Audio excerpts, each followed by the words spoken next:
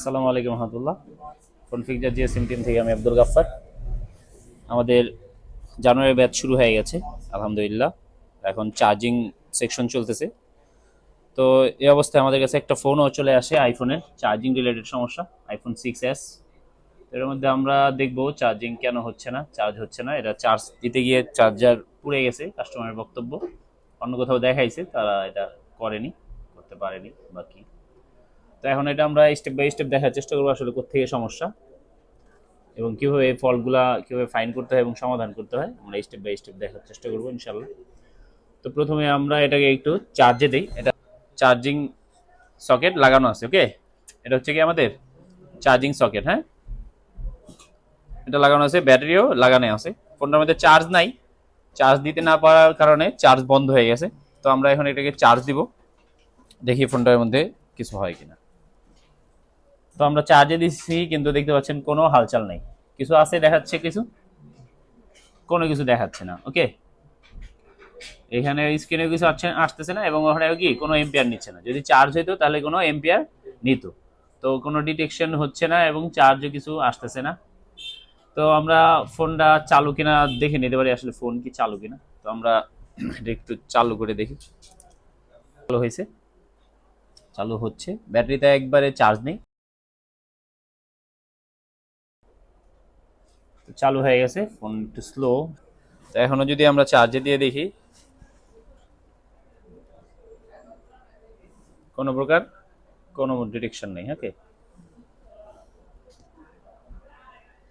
তো এটা আমরা একটু স্টেপ বাই স্টেপ দেখি এটা কোত্থেকে সমস্যা। প্রথমে এটা ফার্স্ট যেটা করা যায় সেটা হচ্ছে আমরা একটা লজিক লাগাই দেখতে পারি, ওকে। চার্জিং লজিক লাগাই দেখতে পারি, যেটা অলরেডি আমরা আনা আছে। এটা আমরা এটা দিয়ে একটু চেক করবো, এটা মার্কেটের, হ্যাঁ। তো আমরা এটা দিয়ে একটু লাগাই দেখি যে আমাদের আসলে নেয় কিনা। তো আমরা এটা এবং চার্জে দিয়ে দিই, কোনো প্রকার ডিটেকশন হয়নি, ওকে। কোনো প্রকার ডিটেকশন হচ্ছে না। তো যদি সকেট সমস্যা হতো তাহলে এখন আসার কথা কিছু। তো চেকিংটা কিভাবে করতে হয় আমরা এটা একটু দেখি। তো আইফোনের একটা বিষয় মনে রাখতে হবে, আইফোনে কখনো ব্যাটারি লাগানো অবস্থায় ডিসপ্লে খোলা যাবে না, হ্যাঁ। আইফোনে ব্যাটারি লাগানো অবস্থায় ডিসপ্লে খুললে, বিশেষ করে 6, 7 এইসব সিরিজের 8-এর এগুলো খুললে লাইটিং এসি সমস্যা হয়ে যায়, ওকে। গ্রাফিক এসি, লাইটিং এসি নষ্ট হয়ে যায়। তো এর জন্য আগে ব্যাটারি কানেকশন খুলতে হবে, পরে ফোনে ডিসপ্লে কানেকশন খুলতে হবে, নইলে ফোনের মধ্যে সমস্যা সম্ভব। তো প্রথমে আমাদের কি হবে, আজকে চার্জিং ক্লাস করছি আমরা, কি থেকে শুরু করবো বলছি মনে আছে? ভিভাস থেকে শুরু করবো। ভিভাস ভোল্টেজ ঠিক আছে কিনা এইটুকু আমরা চেক করবো, যে ভিভাস ভোল্টেজ আসতেছে কিনা। তো এই সূত্রে আমরা এটাকে ভিভাস ভোল্টেজ চেক করি। তো আমরা কানেক্টরে কি করব, ভিভাস ভোল্টেজ চেক করব, কানেক্টরে ভিভাস আসতেছে কিনা। তো এই জন্য আমরা মাল্টিমিটারে দিয়ে রাখি, মাল্টিমিটার দিয়ে রেখেছি। তো এখন আমরা কি করব, ভিভাস ভোল্টেজ চেক করব যে আসলে এখানে এই সকেট কি ঠিক আছে কিনা। ঠিক আছে, 5 ভোল্টেজ আসতেছে, ওকে। 5 ভোল্টেজ আসছে। এখন দেখবো যে মাদার বোর্ডে দেওয়ার পরে কি অবস্থা, ওকে। মাদার বোর্ডে কানেকশনের পরে কি অবস্থা। তো আমরা ব্যাটারিটা একটু আলাদা রাখি। এখন মাদার বোর্ডে কানেক্ট করবো, দেখবো মাদার বোর্ডে কি পাচ্ছে কিনা। সকেট তো ঠিক আছে, বোঝা যাচ্ছে, ওকে। আমরা যদি বুঝতে পারি কাজগুলো, তাহলে আন্দাজে কি সকেট চেঞ্জ করবো না। তো এখন আমরা কানেক্ট করলাম। তো এইখানে তো এখন ধরা যাচ্ছে না, তারপরে একটু দেখি আমরা এইখানে চেক করে। এই পাশটায় এটাই হচ্ছে আমাদের ভিভাস, হ্যাঁ। এই কানেক্টরটি কি আমাদের ভিভাস, ওকে। এইখানে আমরা চেক করলে আমরা এখানে ভিভাস আসার কথা। আমরা দেখি এখানে ভিভাস আসতেছে কিনা। একটা গ্রাউন্ড করলাম আমরা, একটা দিয়ে এখানে চেক করি কত আসতেছে, 4.3 আসতেছে। আর এটা যদি আমরা খুলে মাপি, আবার দেখি আমরা চেক করি, এটা খুলি এবং এইখানে মাপি আবার,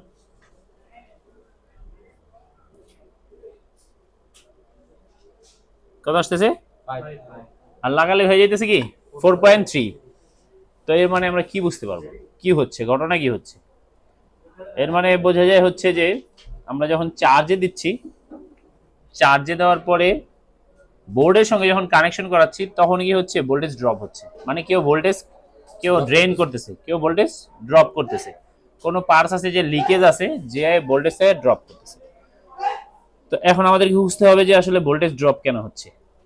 তো এই জন্য আমাদেরকে স্কিমেটিকের সাহায্য নিতে হবে যে পার্টস কি কি পার্টস আছে, কম্পোনেন্ট আছে যে ভোল্টেজ ড্রপ করতে পারে। ওকে, তো আমরা এটার মধ্যে এই জন্য স্কিমেটিকটা খুলে দেখি। তো এখানে আমরা আইফোন 6s এর স্কিমেটিক খুলে রেখেছি। তো আমরা এটা প্রথমে আমরা লেআউট থেকে কপি করব হচ্ছে আমরা এই কানেক্টর। ওকে, এটা হচ্ছে আমাদের চার্জিং কানেক্টর, এখান থেকে শুরু হয়েছে, নিচে আমাদের সাববোর্ড এখানে কানেক্ট হয়েছে। ওকে, তো আমরা এটারে দেওয়া হচ্ছে J4600, এটা কপি করলাম, ডাবল ক্লিক করলে কি হলো, অটোমেটিক কপি হয়ে গেছে। তো এবার ডায়াগ্রামে আমরা এটাকে পেস্ট করে দিব।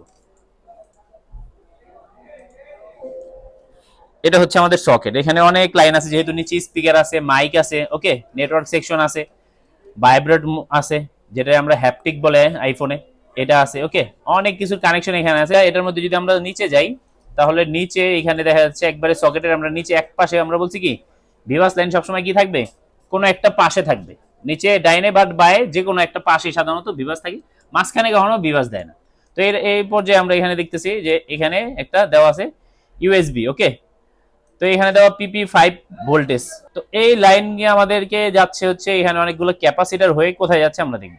ঠিক আছে, দেখাচ্ছে এখানে 4 জায়গায় আছে। ওকে, এর মধ্যে তো এক জায়গায় এখানেই, আমরা এবার নেক্সট দেই, চলে আসছে এখানে একটা টিপি আছে, কি আছে, টেস্ট পয়েন্ট আছে। সবসময় ভিভাসে সাধারণত মোবাইলের টেস্ট পয়েন্ট দেয়।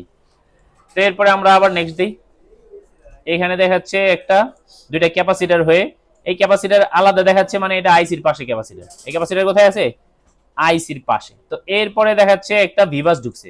আমরা বলছিলাম যে যত চার্জার আইসি আছে, এটা অ্যান্ড্রয়েড হোক আর আইফোন হোক, যত চার্জার আইসি আছে ভিভাসের পরে কি লাইন থাকবে, পিএমআইডি।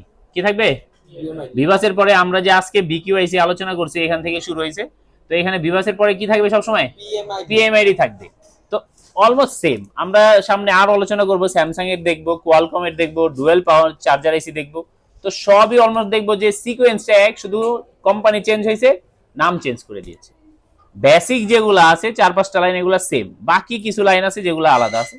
তো এইখানে আসছে ভিভাস। ওকে, তো এইখানে আমরা এই কম্পোনেন্ট চেক করতে পারবো। এরপরে হচ্ছে আমরা এটা যদি দেখি, এটা কি দেওয়া, টাইগ্রিস। হ্যাঁ, আইফোনের এই চার্জার এসে কি বলে, কি টাইগ্রিস চার্জার। তো ওকে, এরপরে আমরা আবার নেক্সট দিই, এখানে দেখাচ্ছে এটা কি, আমরা এই কম্পোনেন্টকে চিনতে পারছি কি, এটা এটা কি মসফেট। আমরা মসফেট এটা লাইন দেখে বুঝতে পারছি কি আসলে এটা মসফেট। তো মসফেট হয়ে এইটা ঢুকে গেছে হচ্ছে আমাদের, যদি এখানে দেখি একটা মসফেট, মসফেটের ড্রেনে এই লাইন দেওয়া হয়েছে এবং সোর্স হয়ে বের হইতেছে। আর গেটকে কি করছে, গেটকে 100 কে রেজিস্টার 10 কে রেজিস্টার দিয়ে গ্রাউন্ড করে দিছে, স্থায়ীভাবে গ্রাউন্ড করে দিছে, এটা অন হয়ে এই পাশে চলে আসবে। ওকে, তো এইখানে চলে আসতেছে আরেকটা আইসি কে, এখানে লেখা আছে ট্রিস্টার। কি লেখা, আগেরটা দেখছি টাইগ্রিস, কি দেখছি টাইগ্রিস, আর এখানে দেওয়া কি ট্রিস্টার। তো এইটা যদি আমরা দেখি এখানে লেখা কি ট্রিস্টার। ওকে, তো এই আইসি তেও ঢুকছে, এটা চার্জার আইসি। তো এইখানে আমরা চেক করতে হবে এখন যে আসলে এই দুইটা এর মধ্যে আমাদের কোনটা সমস্যা হতে পারে। ওকে, তো আমরা এর জন্য এটারে স্টেপ বাই স্টেপ দেখব, ওই পাশে কি অবস্থা। আমরা তো দেখলাম সরাসরি চেক করলাম 4.3 ভোল্টেজ দেখাচ্ছে, এরা ভিভাস হওয়ার কথা 5 ভোল্টেজ, 4.3 দেখাচ্ছে। তো এটা বোর্ডে কানেকশন করার পরেই কি দেখাচ্ছে। তো এখন এখানে একটা সহজ উপায় হচ্ছে এটা, যে এই যে মসফেটটা দেখা যাচ্ছে না, এই মসফেটে কিন্তু এই আইসিতে ডাইরেক্ট কোনো ভিভাস কানেকশন নেই। কি কানেকশন নেই, মানে মাঝখানে একটা ব্রিজ আছে, কি আছে, মাঝখানে একটা ব্রিজ আছে। তো এই ব্রিজ যদি আমরা খুলে ফেলি তাহলে এই আইসিটা হবে কি টোটাল আলাদা হয়ে যাবে। কি হয়ে যাবে, টোটাল আলাদা হয়ে যাবে। তো কোন আইসি লোড নিচ্ছে আমরা বুঝতে পারবো। যদি আমাদের ফার্স্ট আইসি প্রবলেম থাকে তাহলে এখন আমাদের 4.3 ভোল্টেজই পাবো, আর যদি আমাদের সেকেন্ড আইসি ফল্টি থাকে তাহলে দেখবো যে ভোল্টেজ ওকে হয়ে গেছে, কারণ কি ব্রিজ ভেঙে দিছি, যে শর্ট ওর সঙ্গে কি কানেকশন ভেঙে দিছি। তো এইটার মধ্যে আমাদের এইখানে যদি এই যে মসফেটটা যদি আমরা খুলে ফেলি, খুললে এই আইসি হবে কি আমাদের আলাদা হয়ে যাবে। এই আইসি কি হবে, এই আইসির সঙ্গে আমাদের কোনো ডিভাইসের কানেকশনই থাকবে না, সংযোগস্থল বিচ্ছিন্ন। তো এটা করলে আমরা কি বুঝতে পারবো যে লোড আসলে কার সমস্যা, কোন আইসির সমস্যা, কে লোড নিচ্ছে। তো এটাই আমরা খুলবো, খুলে দেখবো, এরপরে দেখবো যে আসলে আমাদের ভিভাস কি। এরপরও যদি আমাদের দেখি যে ভিভাস ড্রপ হচ্ছে, তার মানে আমরা ওই আইসি তে কাজ করব। আর যদি দেখি বিভাস ড্রপ হচ্ছে না, তাহলে কাকে কাজ করব? ওকে কাজ করব। তো এটা আমরা সহজ একটা পন্থা পেয়ে গেলাম না? অনেক সহজ একটা হয়ে গেল। তো আমরা কি করব, এই মসফেটটাকে খুলবো। তো মসফেটের লোকেশনটা আমরা দেখি Q4500। ওকে, এটা লেআউটে যাই। তো এটা দেখাচ্ছে হচ্ছে এখানে আমাদের একটা, এই যে মসফেটটা। ওকে, এটা হচ্ছে মসফেট। এটা যদি আমরা লোকেশনটা দেখি, এটা হচ্ছে আমাদের অপোজিটে, অপোজিটে এখান থেকে নেটওয়ার্ক আইসি এই পাশে। ওকে, তো এটারে আমরা এখন বোর্ডটারে খুলি। এখন আমরা এটা দেখানোর চেষ্টা করি আপনাদেরকে। এই হচ্ছে আমাদের টাইগ্রিস। ওকে, এটা, আর এইটার যদি সামনে যাই আমরা, এটা হচ্ছে নেটওয়ার্ক সেকশন দেখাইছে। আর এই যে এই পাশে হচ্ছে আমাদের আরেকটা ট্রিস্টার। আর মসফেট হচ্ছে যদি আমরা দেখাই, মসফেট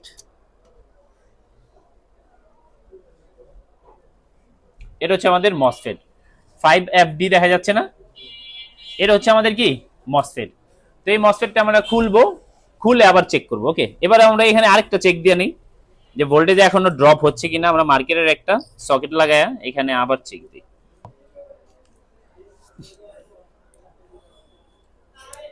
মাল্টিমিটারকে আমরা ডিসি মোডে সেট করছি এবং এখানে আমরা চেক করি।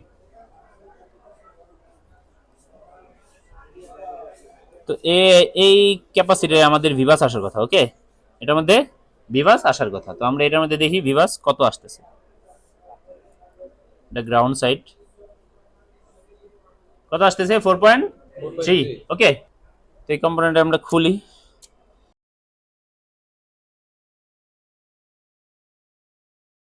এটাকে চার্জে লাগাই।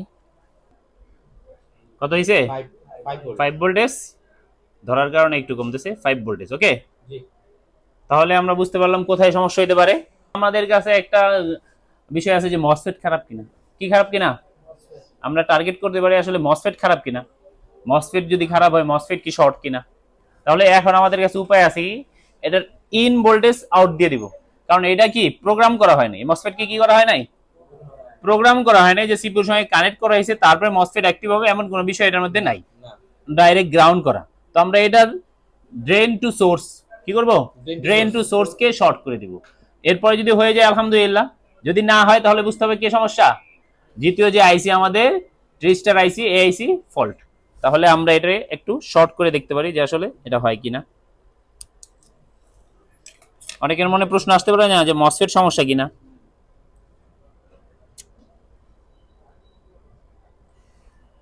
তো এটার ইন আর আউট বোঝার জন্য আমরা যদি বিটম্যাপ নেই, আমাদের জন্য সবচেয়ে সহজ বিটম্যাপ। বিটম্যাপ বুঝতে হবে। স্কিমেটিক যদি এই ফিল্ডে কেউ এখনো না বুঝতে পারে ভালোভাবে, একটা হলো ভাষা জ্ঞান, মানে শুধু হার্ডওয়্যার বুঝে গেলাম ওকে। আর আমাদের কাছে যারা আসে তারা আলহামদুলিল্লাহ স্কিমেটিক তাদের জন্য বাঁচবে না। কারণ আমরা এখানে তো একে সবসময় যে আইসি ড্রয়িং করে এটা স্কিমেটিক থ্রু করে এক নাম্বার, এবং ছাত্রদেরকে কি ওরা স্কিমেটিক করাই।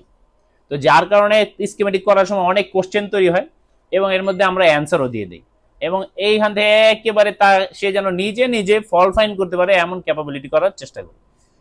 তো এইখানে আমাদেরকে বিট ম্যাপ বুঝতে হবে যে বিট ম্যাপ কিভাবে কাজ করে। তো বিট ম্যাপ আমরা যদি দেখি, এখানে আইফোন 6 এর বিট ম্যাপ ওপেন করা আছে। তো এইখানে আমরা যে আইসিটাকে দেখিয়েছিলাম এটা নেটওয়ার্কের পাশে ছিল এইখানে এটা। তো আমরা দেখবো যে এটা ইন ভোল্টেজ কোনটা, হ্যাঁ ইন কোনটা আউট কোনটা। ওকে, কোনটা ইন, ইন কোনটা বুঝবো, এইখানে যেটার মধ্যে আসছে এটার মাধ্যমে যে এটা আসবে সেটা হবে ইন। এই যে ক্যাপাসিটি আমরা চেক করছি। তো এটা হচ্ছে আমাদের হচ্ছে ড্রেন। এরপরে আমরা দেখবো সোর্স কোনটা আছে, সোর্স। তো এটা দেখাচ্ছে সোর্স, আর এটা কি, এটা হচ্ছে গেট। গেটকে কি করে দিছে, একটা রেজিস্টার দিয়ে 10K রেজিস্টার দিয়ে সরাসরি গ্রাউন্ড করে এটা অলওয়েজ অন রেখে দিছে। ওকে, এটার জন্য কোনো ট্রিগার লাগবে না। এই মসফেট অন হইতে কি কোনো ট্রিগার প্রয়োজন নাই, এটা অলওয়েজ অন করে দিছে। তো এইখানে হচ্ছে আমরা এটা থেকে এখানে যদি একটা জাম্পার করি তাহলে আমরা বুঝতে পারবো কি আসলে সমস্যা।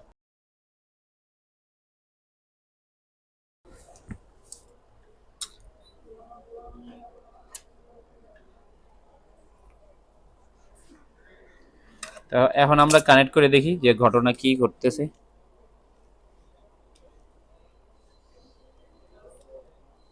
আছে 4.3 আবার যেভাবে ছিল ওই সমস্যা চলে আসছে। তার মানে বোঝা যাচ্ছে কি সমস্যা, আমাদের সেকেন্ড যে আইসি, মেইন যে চার্জার আইসি, এই চার্জারই সমস্যা। ওকে, তো এখন আমাদের কি করতে হবে, এই চার্জার আইসি কে আমরা একটু চেঞ্জ করে দেখতে পারি। ওকে, তো এখন কাজ কি আমাদের চার্জার আইসি চেঞ্জ করা। ডাক নাম হচ্ছে, আমরা যদি ডাকি এটা হচ্ছে ইউ2 আইসি বলি। কি বলি? যেমন আমরা স্যামসাং এর চার্জার আইসি কি বলি? এমইউ আইসি বলি। ওকে, কি আইসি বলি? এমইউ আইসি বলি। তো এইভাবে আমরা যদি কোয়ালকমের বলি তাহলে পিএমআই বলি। ডাক নাম কি? পিএমআই হয়ে গেছে। তো এটারও আমরা বলি কি? ইউ2 আইসি বলে ডাকি। তো এই ইউ2 আইসি আমরা এটাকে খুলবো, আরেকটা বোর্ড আমার কাছে, এই বোর্ডটার থেকে আমরা এটা লাগাবো।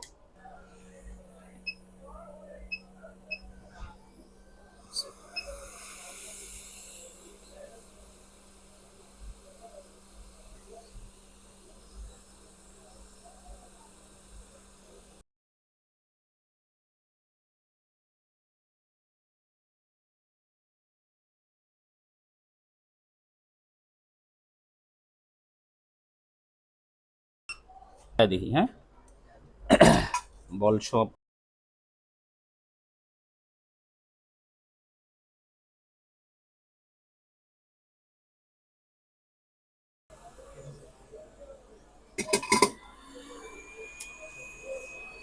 আমরা এবার এটা একটু ঠান্ডা করে দেখি।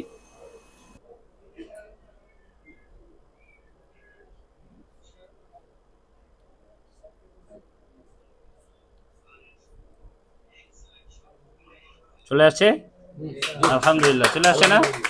এবার আমরা ব্যাটারি লাগাই দেখি লোড নাই কিনা। ওকে, আমরা তো ব্যাটারি ছাড়া দেখছি, এখন এখন ব্যাটারি লাগাই দেখবো লোড নাই কিনা। এখানে অলরেডি এখন কিন্তু এম্পিয়ার নেওয়া শুরু করেছিল কিছু, হ্যাঁ, কিছু মিলি এম্পিয়ার নেওয়া শুরু করে দিয়েছিল।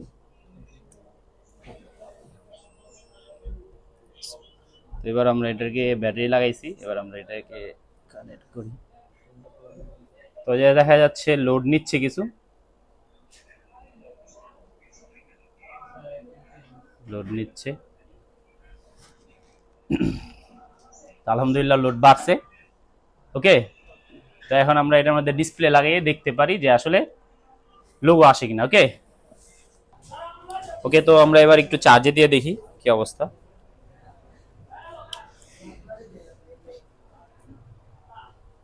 তো লোগো চলে আসছে, দেখা যাবে কিনা মাইক্রোস্কোপে যদি আমরা দেখি। এই দেখেন আইফোনের লোগো চলে আসছে আলহামদুলিল্লাহ, এবং ফোনটা চালু হয়ে যাবে আশা করি, কারণ আইফোন চার্জে দিলে আমরা জানি অটো চালু হয়ে যায়। তো আলহামদুলিল্লাহ দেখতে পাচ্ছেন ফোনটা চালু হয়ে গেছে, এবং আলহামদুলিল্লাহ চার্জিং এর পার্সেন্টেজ যদি একটু সামনে এসে দেখাও, চার্জিং পার্সেন্টেজও আসতেছে।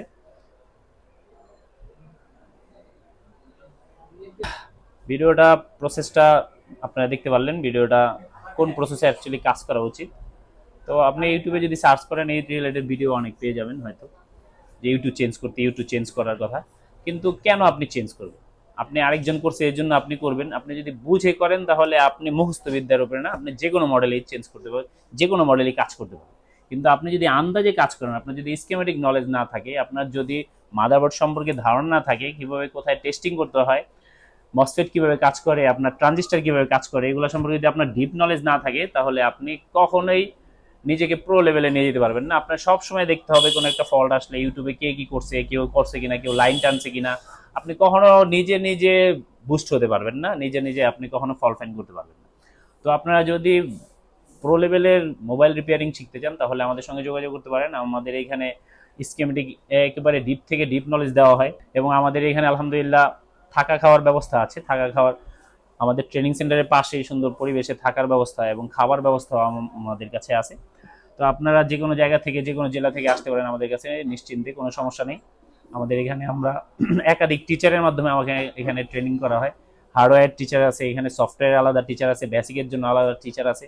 বিভিন্ন ধরনের আপনার পিছনে সারাদিন লেগে থাকবে। এবং এখানে আরেকটা বিষয় হচ্ছে আমাদের ট্রেনিং সেন্টারটার একটা ফ্যাসিলিটিস বিশেষ করে, যেটা হচ্ছে আপনাকে লাইফ টাইম সাপোর্ট।